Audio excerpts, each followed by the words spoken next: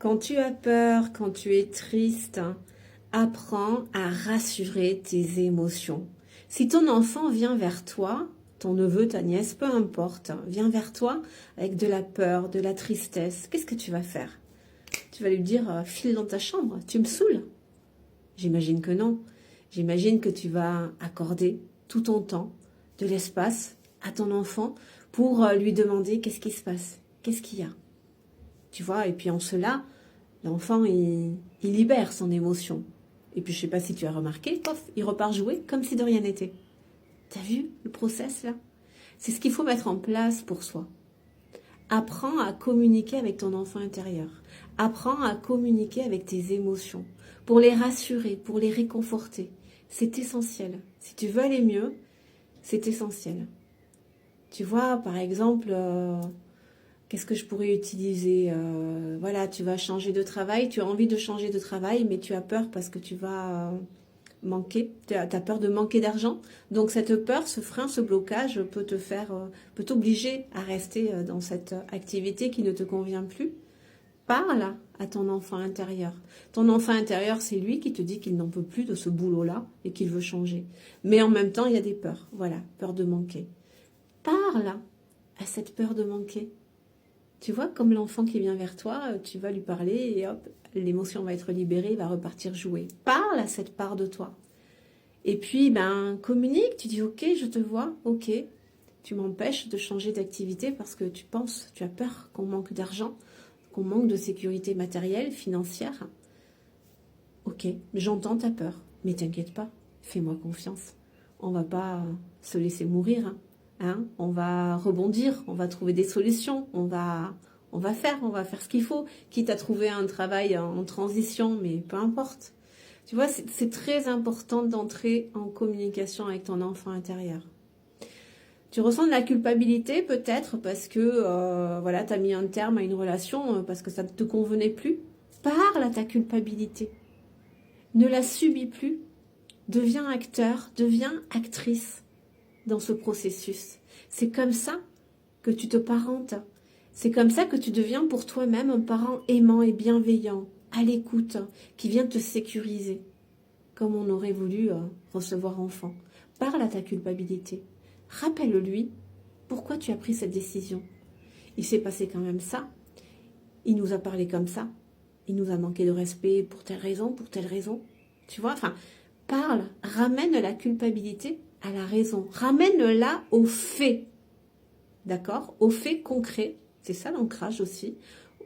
Ramène-la aux faits dans la matière, dans la réalité. C'est comme si quelque part tu ramenais de la raison à la culpabilité et c'est comme si pour le coup elle pouvait te dire « Ah ben oui c'est vrai, non mais n'importe quoi, oh non mais t'as complètement raison ». Et pouf, la culpabilité elle s'en va. Alors que si tu ne fais pas ce travail, elle te bouffe la vie quoi. Elle t'étouffe la culpabilité. Tu vois? T'as envoyé un message à quelqu'un et la personne t'a pas répondu. Tu ressens de la tristesse, voilà, si tu as la blessure d'abandon, de l'inquiétude.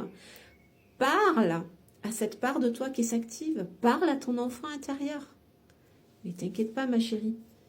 Ou mon chéri, si tu es un homme. Si la personne ne nous répond pas, c'est normal, on n'est pas non plus le centre du monde, quoi. Elle travaille peut-être qu'elle a des soucis, peut-être que... quoi que ce soit, peu importe. Elle nous répondra plus tard. Ou si elle ne nous répond pas, tant pis. Voilà. Parle à ton enfant intérieur. C'est très important la connexion à ton enfant intérieur. Encore une fois, si on a nos blessures aujourd'hui, c'est parce qu'enfant on était dans nos émotions et qu'elles n'ont pas été rassurées. On n'a pas eu cette qualité de présence, cette attention, cet amour, cette bienveillance, cette tendresse. Tu es très bien placé pour savoir ce dont tu avais besoin enfant. Apporte ça à ton enfant intérieur. Cette présence, cette qualité de présence, cette douceur, cette tendresse. Pourquoi tu es triste? Pourquoi tu es en colère? Ok, et puis qu'est-ce que je peux faire pour toi? Tu vois, en cela, déjà, quand tu arrives à cibler, à poser des mots sur tes émotions, à cibler des mots sur ce que tu ressens, déjà, ça fait concrètement partie du processus de libération. L'émotion, elle est reconnue. On lui a accordé ce temps et cet espace. Elle est reconnue et déjà, Ça contribue à la libérer. Pose des mots sur ce que tu ressens. Mais concrètement, des mots précis. Tu vois, là, ça veut dire que tu focalises toute ton attention sur ton ressenti, sur ton émotion. C'est ce dont elle a besoin, ce dont on avait besoin enfant, que notre parent nous accorde toute son attention. Aujourd'hui, c'est à nous de le faire. Accorde toute ton attention à tes émotions pour déjà arriver à les nommer précisément.